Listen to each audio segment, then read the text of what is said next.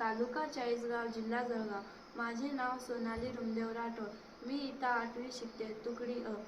नागरी करणारा रोबोट. उद्देश: ग्रामीण भागातील मजुरांची समस्या कमी करणे. साहित्य: charging battery, on off switch, चाक, गिअर, मोटर, टिलर इत्यादी.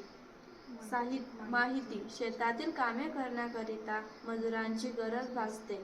ग्रामीण भागात मजूर मिळत नाही, तसेच ट्रॅक्टर मिळत नाही.